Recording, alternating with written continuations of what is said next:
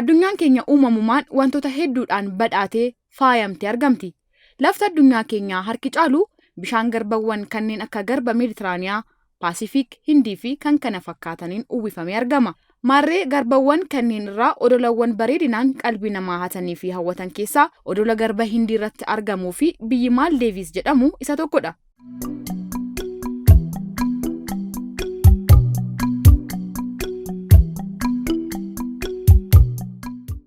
Harka fuune akkam jirtu kabajamtootaa fi jaallatamtoota daawwattoota VTV. Qophii dhamdhama gurraa keenyaa har'aatiin odolawwan hawwata turizimii addunyaa ta'an keessaa Maaldeevis irratti xiyyeeffachuun waa'ee biyya Maaldeevis jedhamu kan waliin ilaallu ta'a. Qophicha qopheessee kan isiniif dhiyeesse Anayyaantuu Baacaati. Haga xumura qophii keenyaatti nu waliin tura. Maaldeevis garbawwan addunyaa keessaa garba Hindii irratti odolawwan argaman keessaa Maaldeevis isa tokkodha.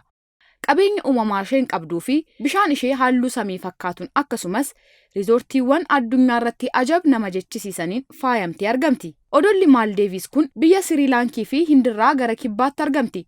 Ardii ishee irraa immoo kiiloomeetira 750 yookiin maayila 466 fagaatti. Jiraattonni biyya kanaa yookiin odola kanarra jiraatan baay'inni isaanii 540 fi 545 ol ta'u. Biyyi kun haala nama ajaa'ibuun alaabaa mataa ishees biyya qabdudha. Magaalaa guddoo biyyattii keessatti jiraattota baay'eetus argama. Bal'inni magaalaa kanaas iskweer kiiloomeetira 8.30 yeroo ta'u, akkasumas biyyi kun garba Hindiidhaan marfamtee argamti. Bareedinni magaalaan kun qabdu qarqara garbaa waliin wal simatee ajab nama jechisiisa. Biyyi qarqara garbaa Hindiitti argamtu kun bakkeewwan hawwata turizimii bebbeekamoo addunyaa keessaa sadarkaa tokkoffaarra taa'uu dandeesseetti. Bishaan garbaa qulqulluu ta'ee fi riizoortiiwwan qabeenya uumamaan badhaadhan kanneen akka One and Only Riz, Vaakaaraa, The Nautilus, Gilaan Kaanfiyuush, Miilaandiyoo fi kan kana fakkaatan qarqara garbaa irratti miidhaganii argamu. Riizoortiiwwan kunniin turistoota kumaatamaan lakkaa'aman addunyaarraa dhufan simachuun akka bashannanan haaldureewwan mijeessuun alatti tajaajila mana ciisichaa, reesturaantii akkasumas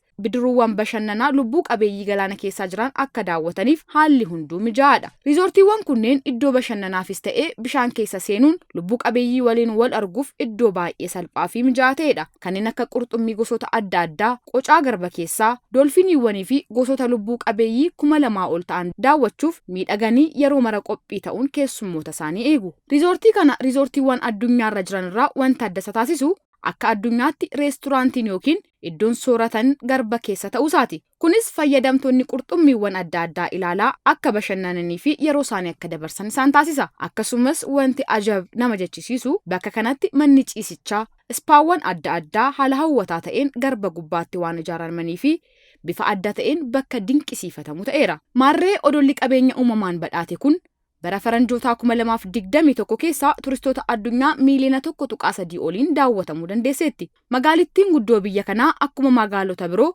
wantoota ishee barbaachisan of keessatti qabdi. Kanneen akka eerpoortii idil addunyaa, yuunivarsiitii biyyaalessaa akkasumas gamoowwan gurguddoo fi daandii mimmiidhagoo ta'an garba irratti ijaaramanii fi odolawwan afuriin kan wal quunnamsiisanis ni qabdi. Bakki akka kanaa kun iddoo haara galfii mijaawaa addunyaan qabdu keessaas ishee tokko taateetti.